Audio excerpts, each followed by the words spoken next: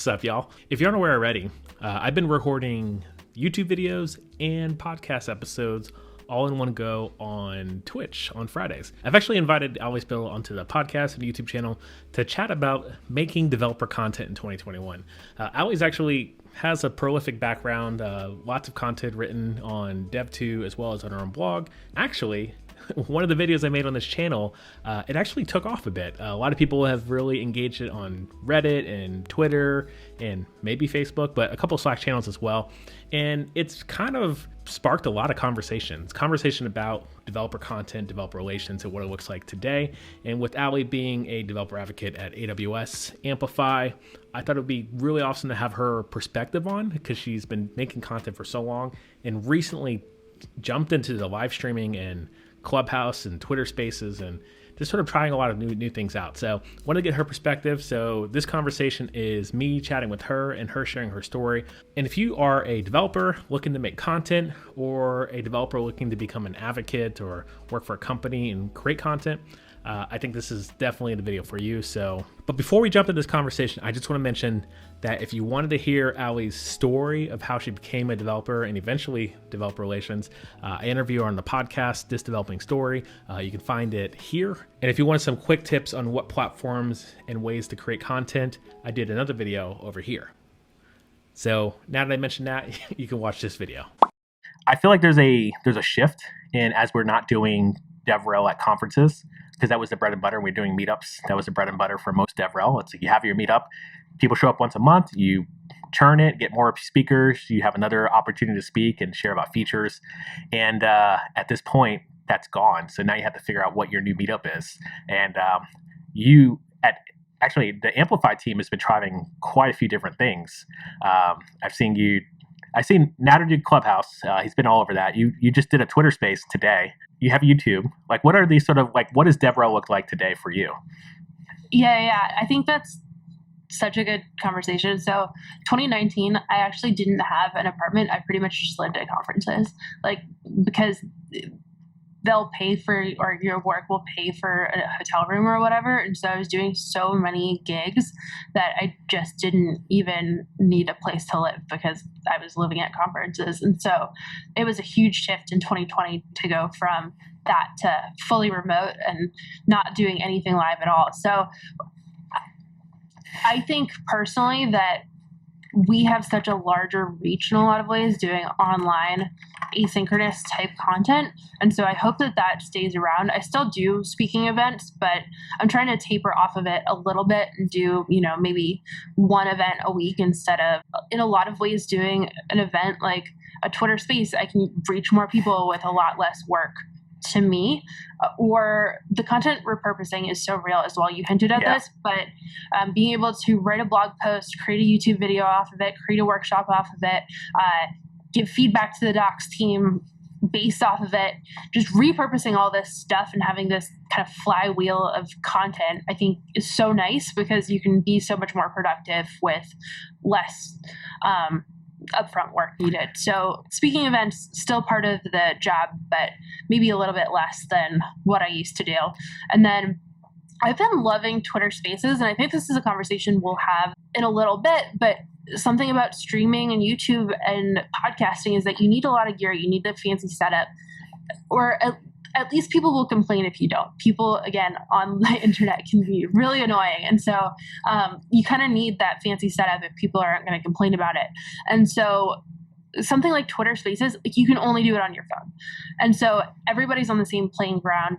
Yes. Everybody's on their phone and can pick it up and speak to it. And so that's something that's really exciting to me, that I can just create content. I don't have to put makeup on. I don't have to turn on my lights and all of that. I can just speak into my phone and talk to some really awesome people. And that for me is so great, and something that I really, really like.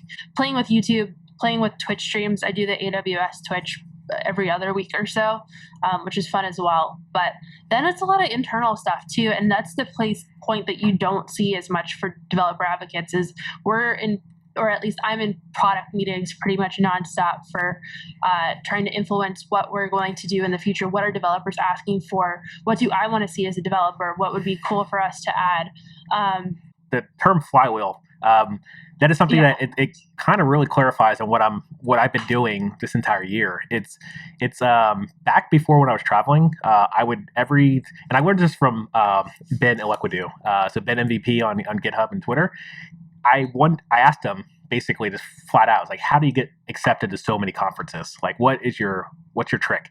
And he told me, and this is what I do every the last 2 weeks of every year, so Christmas and New Year's, write out a bunch of ideas, and then take those ideas and take like your top 5 and write a abstract for it, and then write the abstract in a way that you would want to watch this talk, and then go submit those abstracts to a bunch of conferences, and then once they get accepted, go write those talks, and then also go write that code. Talk-driven development is what Anthony's calling it. I call it conference-driven development. But it was like simply, the only reason I do GraphQL is because I wanted to learn it. I submitted a talk to GraphQL Summit. It got accepted. I built an app called OpenSauce.pizza. Literally, this is the story, the origin story. Built it on GraphQL, the GitHub GraphQL API. I spoke at GraphQL Summit. I spoke at GitHub's Universe because I use the GitHub GraphQL API. And at GitHub Universe is when Kyle Daigle, who approached me, he's like, hey, do you want a job at DevRel at GitHub? And I was like, from that talk? Okay, sure. That's awesome. That's super cool. What I normally do is I come up with a couple talks to do each year. I do not want to do a new talk for every event that I do. I think it's just not possible. I'll trim it a little bit. I'll make it the right length and the right target for the audience and understandable for that audience and good to fit it, and massage it a little bit to fit the right event. But I don't want to start from scratch for every event that I do. Like, I can look at this, like last week, for example, I had a speaking event every day. And so it's just that there's no time in my day to do that. And so I normally come up with like 3 to 4 talks at the very beginning of the year, write them from scratch. And then I showed this to you before the stream, but I have a GitHub repo, and it has my speaking bio, my pictures, and the things that I'm talking about. And whenever I get invited to speak at a conference or an email from anybody wanting me to speak at a thing, I just email them that and tell them, here's all my info, and here are the talks that I'm giving. You get to pick one, and then I'll fit it to their event. But I really don't have the bandwidth to start from zero a lot of the time. Yeah, and that's honestly, that is the trick, and that is what I've been sort of like pulling out and trying to figure out and like think about my life as far as DevRel goes. Is like, I figured out the system. I figured out how to get up on stage. I figured out to write a CFP. There's a YouTube video I have which is about SCQA, which is how I coordinate my abstract. It's also how I get my pull request reviewed in open source. If you set up the pull request in a way that someone wants to read it, it's going to get accepted, or you'll get feedback, free mentorship.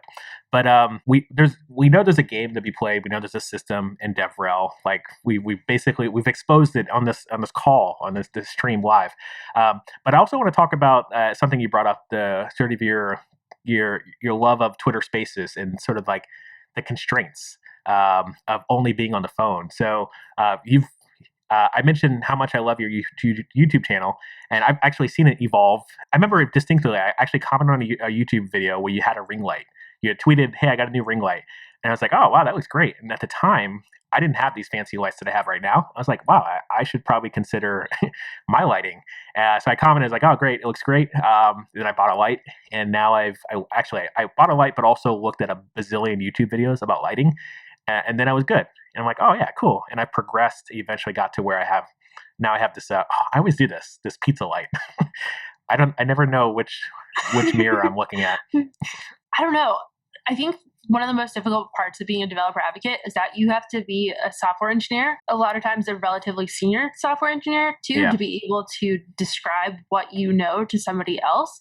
Then on top of that, you have to be somebody that can interface with the public. So somebody who can build a community, who can write understandable content or create it in some other way in video or something along those lines.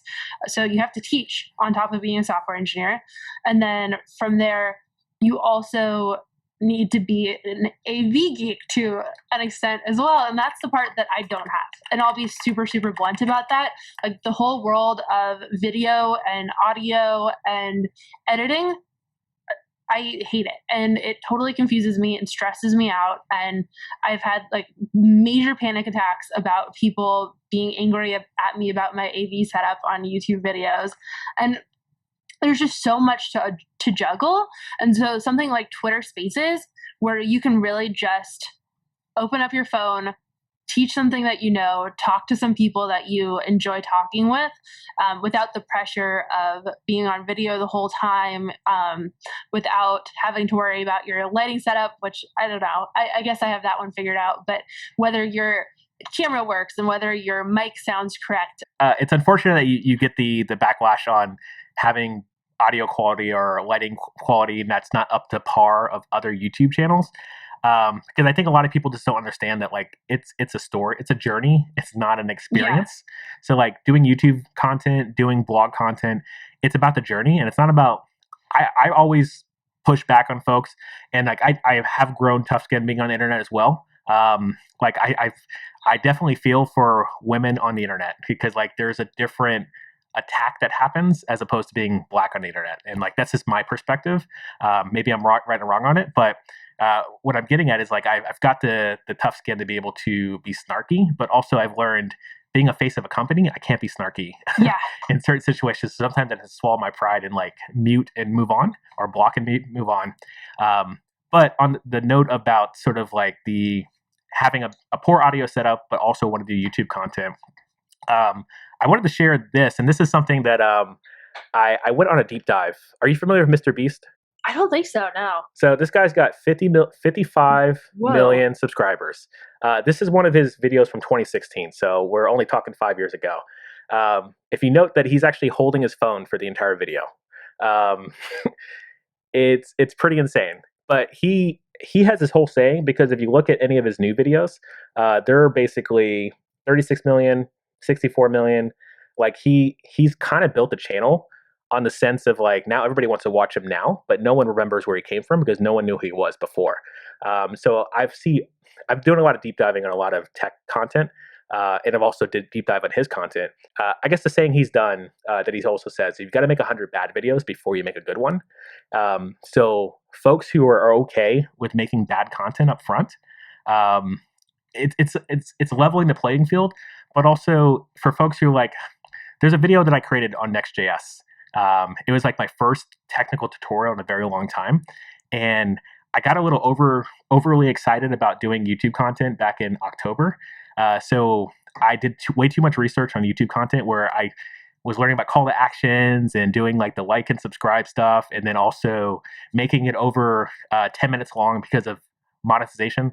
Mind you, my channel's not monetized. Like that's not my goal. Mine isn't either. But for whatever reason, I'm like, I had all this junk into a tutorial that only needed to be 5 minutes long, and it's like my most downvoted video. And like I accept that because I made a ton of mistakes on a video that could have been really good content. Because, but what I'm getting at is, I have a bad video, and I'm not going to unlist it. I'm going to leave it there with all the comments, because I want to remind myself that, hey, don't do that again. but also move forward, like, and be able to like keep creating engaging content, because yeah, I want to do the flywheel for YouTube content. I wanted to create the blog posts, do the conference talk, do the workshops, have a YouTube video, do a live stream.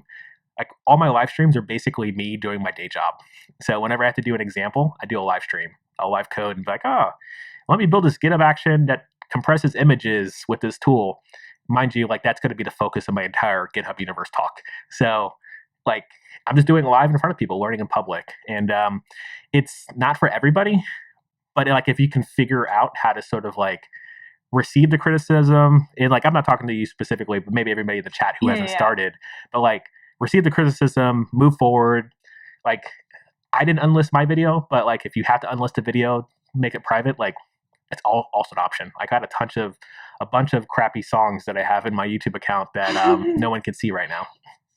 Love it. Yeah, I definitely relate to that. I think my first ever blog post that gained any readership ever was on Elm. Do you know Elm? Yeah. It's like a functional front end programming language that's a little weird, and that was my first ever blog post, was kind of talking about how much I wasn't a huge fan of it. I don't know. That's very different than anything that I would write now. Yeah. Right now, I try to really focus on what I do enjoy, and coming from an educational perspective rather than more of like a thought leader perspective. Just that's what I like. I also really learn a lot from the people that take more of a thought leader approach though too. So no ragging on that or anything. It's just not me, and I don't feel comfortable with it, to be honest. And so yeah, there's stuff out there that isn't my favorite work that I've had whatsoever. And I had a whole YouTube channel that I deleted a while ago because people were talking about how annoying my voice was. So unfortunate that folks, they feel like they're taking time out of their day to then comment on your voice, which like I don't understand that at all. I get like if you had an accent, a British accent, I'd be like, oh, that's pretty cool. Actually, one person I think of is Debbie O'Brien, who was formerly at Nuxt. For whatever reason, I met her in person but forgot, but I've been watching her content and I'm like, oh, I could tell she's Irish, but I'm like, now I'm trying to pick like where in Ireland is she from, and I'm like, it's probably maybe a weird fascination of other cultures and their accents and trying to figure it out. I do the same thing with Africa accents as well. But what I'm getting at is Debbie, she does this video every day, and she has this sort of developer thoughts. And Anthony actually mentioned thoughtfluencer is a term that he likes to use. But she goes on a run every day, so like it's part of her daily routine. She pulls out the iPhone, or actually I think she has a GoPro. Pulls out the GoPro and then has a conversation that she was thinking about while running. And I think it's a very novel approach. She doesn't have a fancy mic or any other fancy setup that goes out because she's got to go running, but it's different, and she is doing it every day. And then she can figure out like how she can make this experience even so much more better. But I think at the end of the day, like she's proving the model of like just do it and try it, because like it sort of started my career. And like I would just say like everybody in the chat, like Jason's talking about like I just need to turn on the stream and just start. Don't even worry about all this stuff. Like that is like my first stream actually on Twitch. I created a talk. I was sort of like prepping a talk on GitHub Apps, and it was awful. I basically screen shared my keynote and then went through the keynote and then copied, after I was done with the keynote, I copied and pasted the code as if I was doing a conference talk, and like 20 people showed up, and I was like, oh, that was cool, but also I really, really stink at webinars, so I was really nervous the entire time. So the reason I kept doing it is because I want to get better at talking to nobody. And I did that very well this year. Nobody showed up to my streams. I just kept doing it. And now I get, a couple, like 10, 20 people show up, sometimes 50. Depends on the day. Yeah, I love that. The idea of creating content for yourself first, I think, is really important. Like, I was saying that 32 or 37 people read my first blog post, and I thought that was amazing. I was like so proud of that at the time. And I have so many people who ask me these questions, like, how do I get people to read my content, or how do I build an audience is my first thing. And it's like, just put it out there. Like, eventually that matters if you want it to, but it's not the primary concern. Like, first, just make stuff that you're proud of. There's so much of my own content that I come back to and learn from myself. Yeah. Like having my notes on my CFP process or whatever. I can come back to that every year when I do that process again. And I'm like, oh yeah, this is what I did last time that I was going through this process. Or I'm writing a new blog post on something. I refer to my old blog posts on how I explain something and use that same framing again. So I'm like my primary benefactor of any of the content that I create, and having to explain something to somebody else makes it so cemented in your own mind. It makes it so that you have to understand this content from so many different angles. And so really the person that primarily benefits from your content is you. And so I stand by that. Don't compromise that because you want people to read it. So I'm curious though, we talked about a lot of our careers in developer relations and doing content. I'm curious, who do you see that's doing it well in the space? Like who would you like to shout out for doing a good job? Oh my goodness. I feel like the list is endless. We were talking about Sarah Dressner before this, and I feel like she's like the pinnacle of yes. developer advocacy in a lot of ways. And she was so kind to me way back in the day before I had any following. I was dealing with my first like internet harassment incident, and she like reached out and PM'd me or DM'd me a bunch of years ago and gave me all this advice. And so I look up to her so much from so many different angles. I think Jason Langsdorff and Cassidy, who we talked about a little bit, both at Netlify, or I guess the whole Netlify team, they're just really incredible. Yeah. They're like the DevRel all-star team. But they have so many great pieces of content that are out there, and I feel like they're also always so innovative with different mediums too, like with TikTok or with Twitch, which is a world that I'm still a little uncomfortable with. So I really, really appreciate that about them. And then also my own team, I feel like I learned so much from them as well. Like Natter has been at Amplify for a while, and he knows the product inside and out and knows how to get things done within AWS. And that's really, really awesome to see. Sean Wing left recently, but he gives amazing product feedback and really advocates for that. And he has such deep insights about everything. And that's so, so interesting to learn from. Kyle Lee is on my team as well, and he's a YouTuber, and so learning all the YouTube fun tricks from him. And he's also a mobile developer, which is another world that I know nothing about. So they're all amazing. My Ladybug podcast crew as well. They are not necessarily all developer advocates. In fact, none of them have that title, but that's what they're doing in a lot of ways. So Kelly is such an amazing entrepreneur and can juggle so many things at once.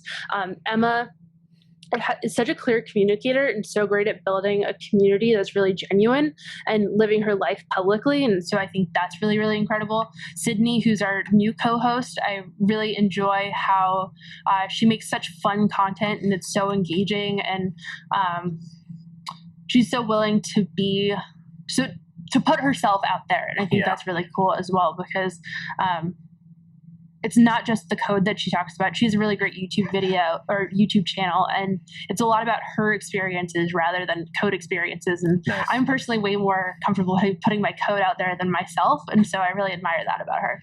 Yeah, so I like the content style of Clubhouse, but personally, I kind of like the audience a little bit better on Twitter Spaces. I feel like it's a little less San Francisco?